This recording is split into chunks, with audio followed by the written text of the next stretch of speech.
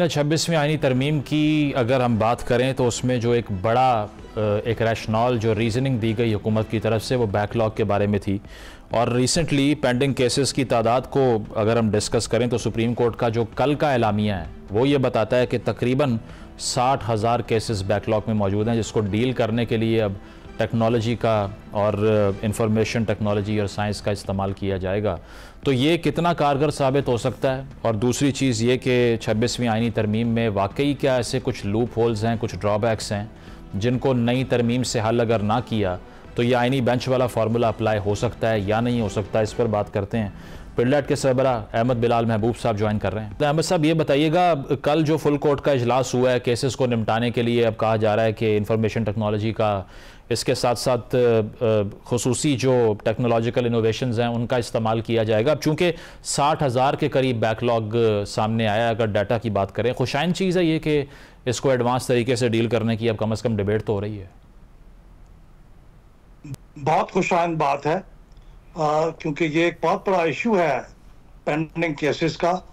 और उससे भी ज़्यादा खुशाइन बात यह है कि जस्टिस मंसूर अली शाह साहब भी इस गुफ्तगू में शरीक थे, क्योंकि उन्होंने लाहौर हाई कोर्ट के चीफ जस्टिस होते हुए इस सिलसिले में बहुत इनोवेटिव काम किया था और सुप्रीम कोर्ट में भी उस कमेटी को हेड कर रहे थे जो इस काम के लिए बनाई गई थी। तो मेरे ख्याल में ये बहुत खुशाइन बात है कि सब लोगों ने मिलके फुल कोर्ट इकट्ठी हुई और उन्होंने इस बारे में सोच विचार किया है। बहुत अच्छी बात। नंबर ऑफ जजेस जो हैं सुप्रीम कोर्ट के 17 से बढ़ा के अब 23 किए जा रहे हैं। प्रैक्टिस एंड प्रोसीजर बिल में कुछ तरमीम करने की बात की जा रही है, इसकी क्या रीजनिंग है, होनी चाहिए या नहीं?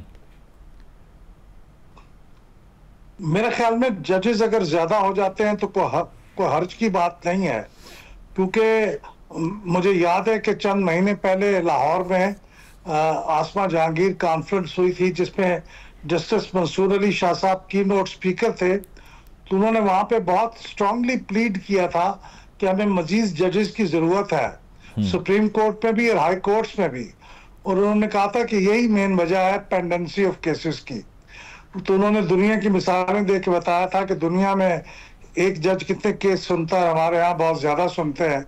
तो इसलिए मेरे ख्याल में जजेस की तादाद बढ़ा देने से कोई नुकसान नहीं है, फायदा ही होगा इंशाल्लाह।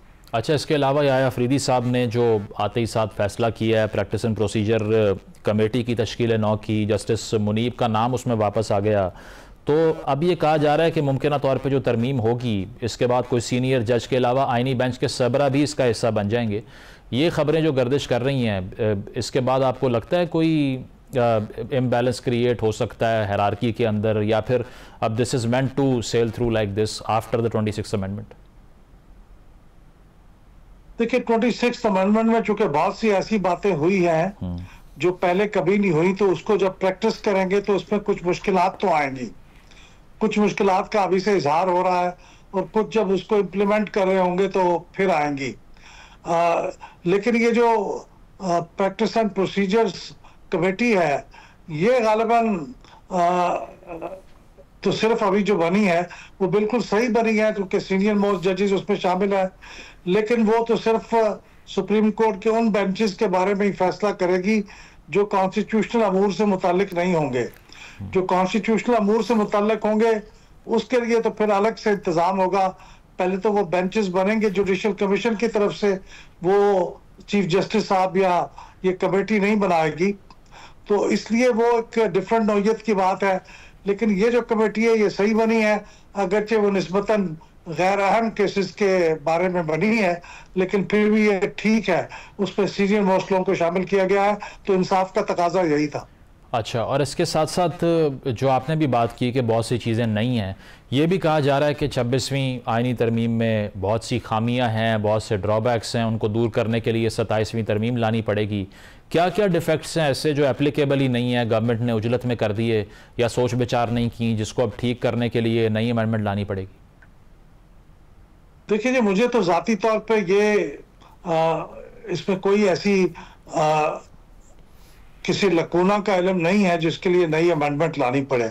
लेकिन कुछ माहिरीन ये कह रहे हैं कि वो जैसे जुडिशल कमीशन की मेंबरशिप का मामला है कि उसके अंदर किस तरह से वो साहब शामिल हो सकते हैं, जो अभी उसके सुप्रीम कोर्ट की वो जुडिशल जो आप कॉन्स्टिट्यूशनल बेंच में शामिल ही नहीं है। बिल्कुल। तो उस बारे में एक अच्छी बहस चली है, लेकिन मेरा ख्याल ये है कि उसकी बहस का जवाब मिल गया था कि अगर कोई वैकेंसियां शुरू में, वो साहब उसके मेंबर नहीं होंगे।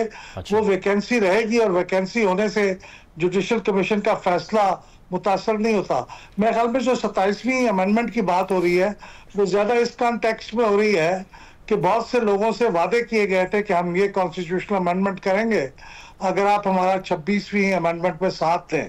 जैसे खैबर पख्तूनख्वा का मामला है, जैसे बलूचिस्तान की असम्बली की नशिस्तें बढ़ाने का मामला है। तो गालबन इस तरह के मामलात हैं, लेकिन वो ना अर्जेंट है ना बहुत अहम है। उसके लिए वो ख्याल में वो वक्त देंगे और कंसेंसस बिल्ड होगा तो करेंगे, वरना नहीं करेंगे। मेरी असेसमेंट तो ये है। ये भी डिबेट है ना कि अगर पार्लियामेंट्री कमेटी कोई नाम चूज करती है, वो इनकार कर देते हैं चीफ जस्टिस बनने से, फिर क्या होगा? नहीं, ये तो मरहला गुजर चुका ना, लेकिन इस वक्त तक तो यही था। ये अगर गुजर गया है तो फिर अभी ये तो अगला मरहला तो 3 साल बाद ही आएगा। लेकिन उसके मुताबिक तो यही है कि अगर ये इनकार कर देते हैं तो फिर तीनों में से किसी एक और को कहना पड़ेगा, चौथे पे नहीं आप जा सकते। ये गलती कह रहे हैं कि कुछ लोग कह रहे हैं कि गलती है, लेकिन इतनी बड़ी गलती है क्योंकि ये आखिरी वर्षन में है, उससे पहले वाले वर्षन में ये नहीं था। तो ये सोची समझी चीज है, मेरे ख्याल में गलती नहीं है। ठीक है, तो इतने आपको नहीं लगता कि बहुत बड़े इसमें इस तरमीम में लूप होल्स हैं? बहुत बहुत शुक्रिया। ख्वाजा आसिफ साहब ने एक इंटरेस्टिंग बात की है। उन्होंने ये कहा कि बुशरा बीबी की रिहाई हो या गंडापुर साहब का गायब होकर दोबारा नमूदार होना, लगता ये है कुछ माफ़ी तलाफ़ी हो चुकी है। अब इसको आम ज़बान में पॉलिटिकल जार्गन में तो डील ही कहते हैं। आपको लगता है ऐसा कुछ हो रहा है PTI के लिए? क्योंकि पहले ही हुकूमत एक थिन आइस पर खड़ी है, अगर स्पेस बनना शुरू हो गई तो फिर खदशा लाक हो जाएगा दोबारा से। जी, ख्वाजा आसिफ साहब बड़े सीनियर आदमी हैं, इस वक्त हुकूमत के वजीर भी हैं और बड़े अहम आदमी हैं और बड़े बारसूख हैं। उन्होंने कोई बात कही है तो उस पर वजन है उनकी बात को, लेकिन उसको फर्दर सर्टिफाई या फर्दर एलेबोरेट ख्वाजा साहब खुद ही कर सकते हैं। मैं इस पोजीशन में नहीं हूँ क्योंकि मेरे पास तो ऐसी कोई खबर है नहीं। अच्छा, और शिबली फराज साहब ने कहा कि जिस तरह से नवाज शरीफ साहब, जरदारी साहब वापस आ गए जेल के बाद, खान साहब भी उस तरह से आ सकते हैं। तो इसमें फिर बयानिया तो यही बन रहा है कि दरअसल वो झुकने को तैयार नहीं है, वो कॉम्प्रोमाइज़ करने को तैयार नहीं है, बाहर नहीं जाना चाहते या डील नहीं मांग रहे, इसीलिए वो ज़ेरे अताब भी हैं। अदरवाइज़ डील करते और बाहर आ जाते और उनकी आसानियाँ हो जाती हैं उनके लिए। आप अग्री करते हैं इससे? देखिए, ये जो जमातों के अंदर अपनी क़यादत के लिए इन्हीं अल्फाज के साथ हम हमेशा याद करते हैं अपने अपने लीडरों को, लेकिन वक्त बहुत इससे मुख्तलिफ बातें बताता है।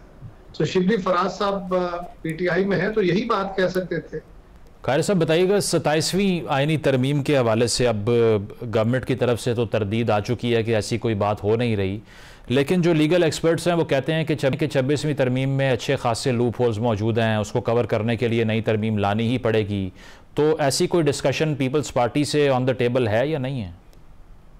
देखिए, अगर हुकूमत इस बात से इनकार कर रही है कि ऐसी कोई चीज उनके कार्ड्स पे नहीं है फिलहाल, तो जिस चीज की तरफ जो हमारे एक्सपर्ट्स हैं वो तवज्जो दिला रहे हैं, वो हुकूमत भी इस बात से आगाह होगी, उनकी भी लीगल टीम बैठी हुई है, जानते हैं।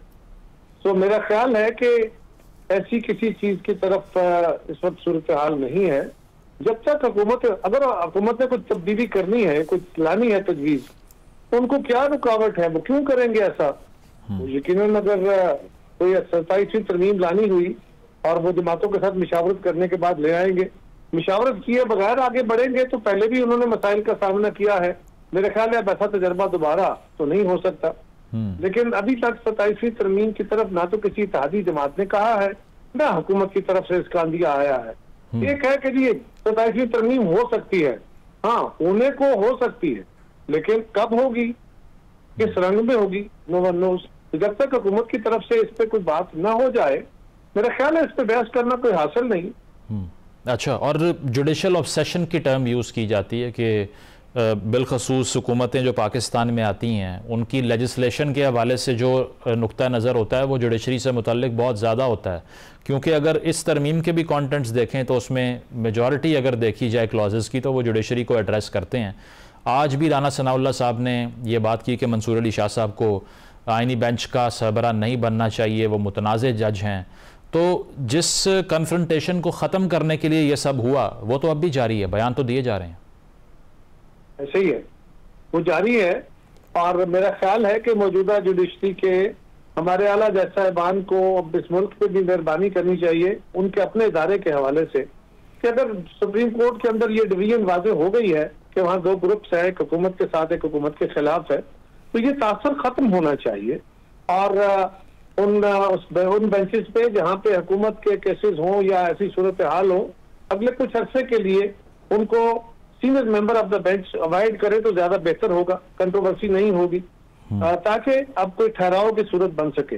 लेकिन ऑब्सेशन की बात ये दुरुस्त है कि हमारे मुल्क के अंदर जो जमहूरी ढांचा इस वक्त चल रहा है और जिस हम सतह की रियासती हालत का शिकार है, उसमें कई तरफ खींचातानी रहती है। एस्टेब्लिशमेंट के साथ भी, सियासी जमातों की या सियासी हुकूमतों की खींचातानी रहती है, और अदलिया के साथ भी। इस वक्त पावर को अपने अपने रंग में खींच के इस्तेमाल करने का एक आदत हो गई है।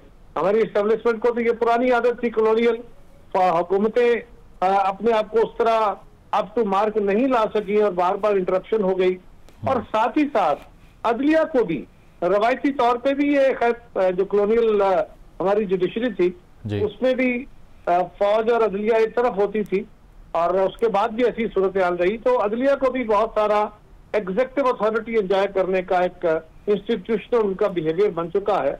मेरा ख्याल है इससे निकलने के लिए सबको थोड़ा थोड़ा अपने स्टेप्स पे गौर करना होगा।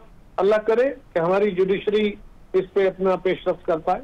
अच्छा, और इसके साथ साथ हामिद खान साहब ने ये कहा है कि अब 27वीं तरमीम लाई भी जाएगी, और इसलिए लाई जाएगी कि मिलिट्री कोर्ट्स को वापस लाना चाह रही है ये अलायंस जो आपकी और नून लीग की है।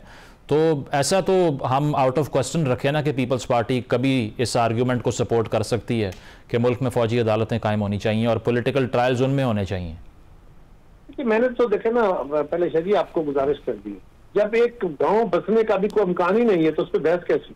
अच्छा, सही, मतलब ये जो उनका खदशा है ये सिर्फ एक पॉलिटिकल स्लोगन है, इससे ज्यादा कुछ नहीं। के बारे में ना जी, मैं उनके खदशात के बारे में सिर्फ इतना कहूंगा कि इस पे हामिद खान साहब जब दूसरी तरफ खड़े थे तब भी हम यहीं खड़े थे। हमारे उनसे ज्यादा इस पे ज्यादा स्टेक्स है, लेकिन अभी मैं इससे ज्यादा बात इसलिए नहीं कर रहा, कभी कुछ चीज सामने है नहीं है, उस पर क्यों कंट्रोवर्सी छेड़ी जाए। और इसके साथ साथ आपको पता है कि पीटीआई इंटरनेशनल लॉबिंग काफ़ी करती रहती है। तो अभी अमेरिकन प्रेसिडेंट को, जो बाइडन को लेटर लिखा गया है, 60 कांग्रेसमैन के उस पर सिग्नेचर्स हैं, और अपील ये की गई है कि अमेरिकन गवर्नमेंट परसुएट करे पाकिस्तान की हुकूमत को कि जेल में खान साहब की जो सेफ्टी है उसके हवाले से गारंटीज़ फराहम की जाएँ, जिस पर मैथ्यू मिलर ने भी कहा कि अब इसको रिस्पॉन्ड किया जाएगा officially. Should this be a point of concern हुकूमत पाकिस्तान के लिए जो वहाँ पर हो रहा है? यकीनन पॉइंट ऑफ कंसर्न है, इसलिए कि वो हमारी अदालतों में जा गए, अदालतों में जाके वहाँ विजिट कराया, अदालतों ने जज जो हमारे डॉक्टर्स वहाँ भेजे और उन्होंने खान साहब के ऊपर सेटिस्फेक्शन का इजहार किया। ये शुगलियाँ चलाते रहते हैं। देखिए ये बड़ा सिंपल बात है, इमरान खान साहब को खुदा न खास्ता अल्लाह ताला उनको सेफ दे और कायम दायम रखे, अगर उनको खुदा न खास्ता कुछ जेल के अंदर हो जाता है तो क्या हुकूमत से वक्त कोई अहमक है कि इनको समझ नहीं है कि उसके बाद क्या होगा? ऐसी किसी सूरत के ऊपर कोई इम्कान नहीं है कि उनकी सेहत के साथ खेला जा रहा हो, बिल्कुल। और जो डॉक्टर्स गए हैं उन्होंने सेटिस्फेक्शन का इजहार किया है, और उनके अपने वकला जाते हैं, वो तारीखों पे आते हैं, खान साहब जेल के अंदर जाते हैं। मुझे नहीं पता कि अब उनकी हमशीरा अगर गई हैं तो क्या उनको उनके सेल तक रसाई दी गई है? नॉर्मली तो ऐसा नहीं होता कि सेलों में मुलाकातें कराई जाए, तो वो कैसे कह रही है कि मैंने देखा है, मैंने ये कहा? और उसके अलावा तो कोई ऐसी सूरत हाल है नहीं। नहीं, उन्होंने भी कहा कि कुछ ऐसा पिलाया गया जिससे वॉमिटिंग हुई है उनको। देखिए गुजारिश ये है कि क्या वो उनके सेल में गई कि वो छोटा सा सेल था, तारीख था, बिजली नहीं थी, फलां नहीं था, सेल में गई थी, या उनकी गेट पे मुलाकात किसी ऑफिस में कराई गई? अगर वो सेल में नहीं गई और खान साहब ने उन्हें बताया है तो फिर खान साहब तो अपने वकला को भी बता सकते हैं जो उनको दूसरे तीसरे दिन मिलने जाते हैं, तारीखों पे जाते हैं, और साफियों को भी बता सकते हैं। यानी आज तक खान साहब को उनकी तारीखों पे साफी लोग जाते हैं ना जी, आप दोस्त आपके जो रिपोर्टर्स है, आज तक किसी रिपोर्टर को तो खान साहब ने नहीं कहा कि मेरे साथ ज्यादती हो रही है। उनको जेल के अंदर वो सहूलतें दी गई हैं, उनको अच्छा खाना दिया जा रहा है, और एक कैदी को ये सहूलत कभी नहीं हुई कि उसको अपनी मर्जी की जो वर्जिश करने की मशीनें हों, उनको एक्सरसाइज करने के लिए भी सामान फराहम हो, उनको किताबों की लाइब्रेरी भी मिल जाए, उनको खाना भी मर्जी का मिले, तो ये सारा कुछ तो उनको मिल रहा है। लेकिन इसके ऊपर मजीद ये है कि अगर उनको ये खदशा है तो बजाय इसके कि दीगर ममालिक को पाकिस्तान के अंदर मदाखलत की दावत दें, और ये उनका मिजाज है, वो अपने मसला हल करने के लिए रियासत को किसी भी बड़े खड्डे में फेंक सकते हैं, उनको कोई मसला नहीं है। लेकिन मैं ये समझता हूँ कि हुकूमत को अपने तक चाहिए कि उनके सेल का एक विजिट कराया जाए, जो कुछ हमारे जर्नलिस्ट हैं वो चले जाएं, या कोई किसी जज साहब को विजिट करा दे, ताकि ये मामला तो खत्म हो, ये जो उन्होंने तमाशा शुरू किया हुआ है। बिल्कुल, और जाकर इंश्योर किया जाए कि ऐसा कुछ हो रहा है या नहीं। बहुत शुक्रिया